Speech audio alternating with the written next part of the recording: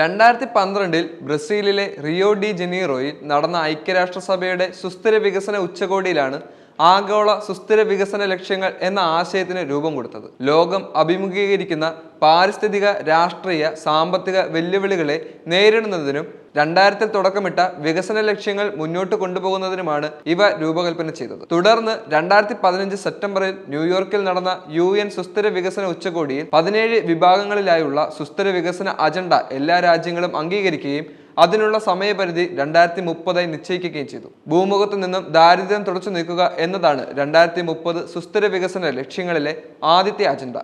സുസ്ഥിര കൃഷിയിലും ഭക്ഷ്യസുരക്ഷയിലും പോഷക സുരക്ഷയൊരുക്കി വിശപ്പ് രഹിത ലോകം സൃഷ്ടിക്കുക എന്നതാണ് രണ്ടാമത്തെ ലക്ഷ്യമായി നിശ്ചയിക്കപ്പെട്ടത്. സ്ത്രീകളും കുട്ടികളുമടക്കം എല്ലാ ജനവിഭാഗങ്ങൾക്കുമിടയിലെ പട്ടിണി പകുതിയിൽ താഴെയായി കൊണ്ടുവരുവാനും അതിദാരിദ്ര്യം സമ്പൂർണമായും ഇല്ലാതാക്കുവാനും ഈ കാലയളവിൽ കഴിയുമെന്ന് തന്നെ ഏവരും പ്രതീക്ഷിച്ചിരുന്നു. എന്നാൽ ലോക ഭക്ഷ്യ കാർഷിക സംഘടന കഴിഞ്ഞ ജൂലൈ 24 പ്രസിദ്ധീകരിച്ച 2024 ആഗോള ഭക്ഷ്യ പോഷക സുരക്ഷാ റിപ്പോർട്ട് പ്രകാരം വിശപ്പ് രഹിത ലോകം എന്ന ലക്ഷ്യം ഇനിയും ഏറെ അകലെയാണ്. മതിയായ ഭക്ഷണം ലഭിക്കാത്ത ലോക ജനതയുടെ എണ്ണത്തിൽ കഴിഞ്ഞ 3 വർഷങ്ങളിൽ യാതൊരു കുറവും രേഖപ്പെടുത്താത്തതാണ് ഈ തിരിച്ചറിവിലേക്ക് എത്തിയത്.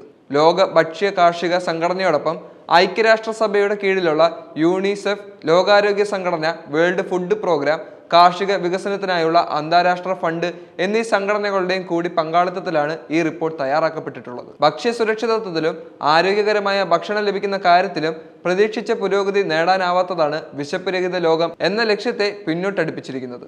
ഈ ദശാബ്ദത്തിന്റെ അന്ത്യത്തിലും ഏതാണ്ട് 582 ദശലക്ഷം ജനങ്ങൾ അതിതീവ്ര ദാരിദ്ര്യത്തിന്റെ പിടിയിൽ തന്നെ തുടരുമെന്ന് റിപ്പോർട്ടുകൾ വ്യക്തമാകുന്നു. ഇവരിൽ പകുതിയിലധികവും ആഫ്രിക്കൻ രാജ്യങ്ങളിലെ പാവപ്പെട്ട ജനങ്ങളായിരിക്കുമെന്നും റിപ്പോർട്ട് സൂചിപ്പിക്കുന്നു. കൃഷിയുടെ അതിജീവനത്തിന് സഹായകരമായ നയസമീപനങ്ങളുടെയും എല്ലാവർക്കും ആരോഗ്യകരമായ ഭക്ഷണം ലഭ്യമാക്കുന്നതിലൂടെ അസമത്വം ഒഴിവാക്കുന്നതിലൂടെയും മാത്രമേ വിശപ്പ് രഹിത ലോകം യാഥാർത്ഥ്യമായി മാറുകയുള്ളെന്നും റിപ്പോർട്ട് അടിവരയിട്ട് സമർത്ഥിക്കുന്നു. 2023 ആഗോളതലത്തിൽ പട്ടിണി നേരിട്ടത് ഏതാണ്ട് 757 ദശലക്ഷം ജനങ്ങളാണ്. ദിനം പ്രതി പട്ടിണിയുടെ ആഴം വർദ്ധിക്കുന്ന ആഫ്രിക്കയിലെ 1/5 ജനങ്ങളും കടുത്ത ദാരിദ്ര്യം നേരിടുന്നു. ലാറ്റിൻ അമേരിക്കൻ രാജ്യങ്ങളിലും കരീബിയൻ രാജ്യങ്ങളിലുമാണ് പട്ടിണിയിൽ നേരിയ കുറവ് ഈ കാലയളവിൽ ഉണ്ടായിട്ടുള്ളത്.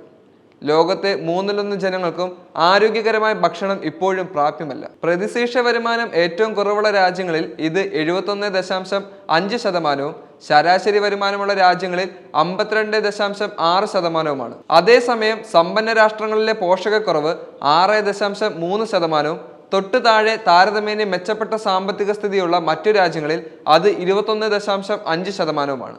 നവജാത ശിശുക്കളുടെ ഭാരം, കുട്ടികൾക്ക് മുലയൂട്ടൽ, 5 വയസ്സിൽ താഴെയുള്ള കുട്ടികളുടെ വളർച്ചാ മുരടിപ്പ്, കുട്ടികളിലെ ഭാരക്കുറവ്, സ്ത്രീകളിലെ വിളർച്ച, കുട്ടികളിലെ അമിതവണ്ണം, മുതിർന്നവരിലെ അമിതവണ്ണം എന്നിങ്ങനെയുള്ള 7 പോഷക സൂചകങ്ങളുടെ കാര്യത്തിലും 2030 നിർദ്ദിഷ്ട സുസ്ഥിര വികസന ലക്ഷ്യങ്ങൾ പ്രായോഗികമല്ലെന്ന് കണക്കുകൾ വ്യക്തമാക്കുന്നു. 5 വയസ്സിൽ താഴെയുള്ള കുട്ടികളുടെയും 6 മാസത്തിൽ താഴെ പ്രായമുള്ള മുലയൂട്ടപ്പെടുന്ന കുഞ്ഞുങ്ങളുടെയും പോഷകാഹാരക്കുറവിൽ ചെറിയൊരു മുന്നേറ്റവും സാധ്യമായിട്ടുണ്ടെങ്കിലും നവജാത ശിശുക്കളുടെ ഭാരം, കുട്ടികളിലെ അമിതവണ്ണം എന്നിവ വലിയ മാറ്റമില്ലാതെ തുടരുന്നു. 2012 15%, 2020 14.7%ആയിരുന്ന നവജാത ശിശുക്കളിലെ ഭാരക്കുറവ് 2030 എത്തിയാലും 14.2% താഴെയാകാൻ ഇടയില്ലെന്നാണ് റിപ്പോർട്ടുകൾ അനുമാനിക്കുന്നത്.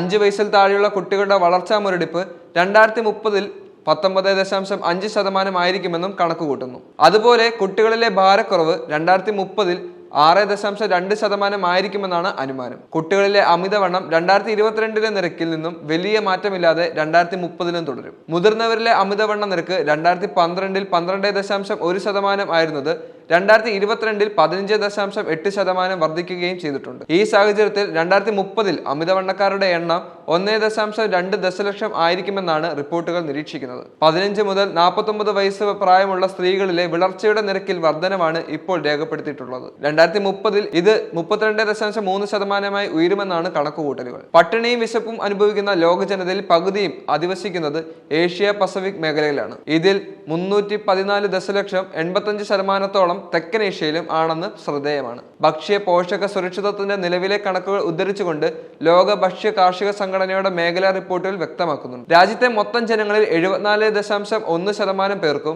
ആരോഗ്യകരമായ ഭക്ഷണം ഉറപ്പുവരുത്തുന്നതിന് ഇന്ത്യക്ക് കഴിഞ്ഞിട്ടില്ലെന്നാണ് പറയപ്പെടുന്നത്. അയൽരാജ്യമായ പാകിസ്ഥാനിൽ ഇത് 82.8% നമുക്ക് ആശ്വസിക്കാം. എന്നാൽ ബംഗ്ലാദേശിൽ ഇത് 66.1%, ശ്രീലങ്കയിൽ 55.5%. ഭക്ഷ്യവസ്തുക്കളുടെ വില കുടുംബ വരുമാനത്തിന് അനുസൃതമല്ലാത്തതിനാൽ ഉയരുമ്പോൾ ഇന്ത്യയിൽ സ്ഥിതി കൂടുതൽ മോശമാകുമെന്ന് റിപ്പോർട്ടുകൾ അറിയിക്കുന്നു. ആരോഗ്യകരമായ ഭക്ഷണം എന്നതിനപ്പുറം രാജ്യത്തെ 16.6% ജനങ്ങളും മതിയായ ഭക്ഷണം പോലും ലഭിക്കാത്തവരാണെന്നാണ് റിപ്പോർട്ടുകൾ പറയുന്നത്. പ്രധാനപ്പെട്ട പോഷക സൂചകങ്ങളിലും ഇന്ത്യയുടെ നിലവിലെ സ്ഥിതി തൃപ്തികരമല്ല.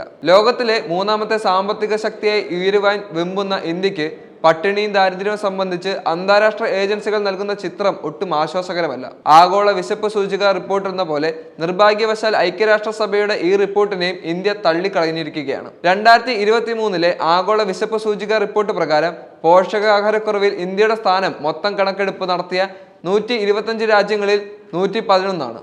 2022 റിപ്പോർട്ടിൽ ഇത് 107 ആയിരുന്നു. 2014 ശേഷം ഇന്ത്യയുടെ വിശപ്പ് സൂചിക ക്രമേണ ഉയർന്നതായാണ് കാണുന്നത്. എന്നാൽ അയൽരാജ്യങ്ങളായ പാകിസ്ഥാൻ, ബംഗ്ലാദേശ്, നേപ്പാൾ, ശ്രീലങ്ക എന്നിവ ഇന്ത്യയേക്കാൾ മെച്ചപ്പെട്ട പ്രകടനം കാഴ്ചവെക്കുന്നു. പ്രധാനപ്പെട്ട അയൽരാജ്യമായ ചൈന വികസിത രാജ്യങ്ങൾക്കൊപ്പം മുൻനിരയിൽ നിലനിൽക്കുന്നു. ആഗോള വിശപ്പ് സൂചികയിൽ ഇന്ത്യക്ക് ദരിദ്ര രാഷ്ട്രങ്ങളുടെ പോലും പിന്നിലായി ഇടം പിടിക്കേണ്ടി വന്നത് കേന്ദ്ര സർക്കാരിനെ കുറച്ചൊന്നുമല്ല വിഷമത്തിലാക്കിയിരിക്കുന്നത്. ഇന്ത്യക്കെതിരായ എല്ലാവിധ അന്താരാഷ്ട്ര റിപ്പോർട്ടുകളെയും ഏകപക്ഷീയമായി തള്ളിക്കളയുന്നതിന് പകരം വസ്തുതകളെ യാഥാർത്ഥ്യബോധത്തോടെ ഉൾക്കൊണ്ടുകൊണ്ട് പ്രവർത്തിക്കുവാൻ ഭരണകൂടം ഇനിയെങ്കിലും തയ്യാറാകേണ്ടതാണ്.